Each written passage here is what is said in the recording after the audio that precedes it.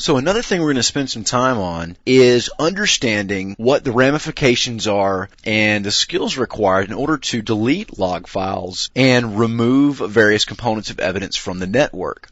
Again, we're looking to find ways to protect ourselves from getting caught and being able to maintain our presence. So first of all, right off the bat, we're going to make a statement of deleting evidence is extremely difficult and requires a very high level of knowledge of the system that you're trying to circumvent.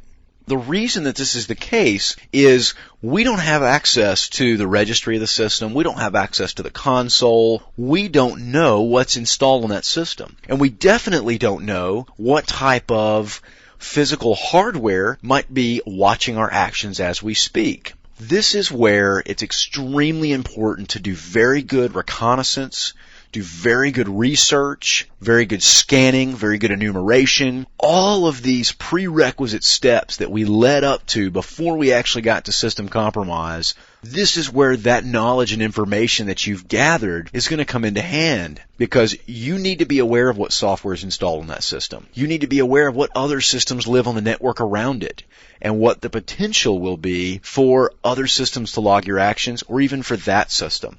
So we need to pay special attention. Now, it's very easy to cover the simple things, such as log files for the security event log, web logs, firewall, IDS logs. We know about all of those. And chances are their locations and their level of logging and capabilities are documented all over the internet. So it's important to become an expert in how the default logs work. But what you really need to be watching out for, and what separates a highly skilled hacker from someone just running tools, is they take the time. It may take them a week to hack a system, but when they do, it's perfectly flawless with no issues.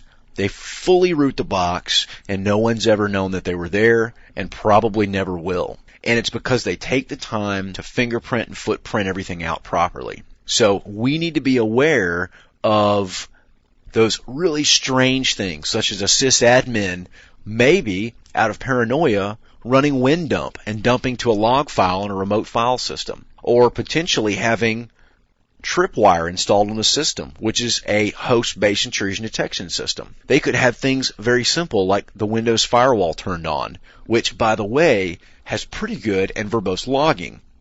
In addition, custom applications or even high-level enterprise applications generally contain logs, especially applications that communicate with databases. They usually log very heavily to the transaction log in the database. So any SQL injection attempts that we might have could be logged extensively and be able to be extracted by someone performing forensics on that particular penetration attempt.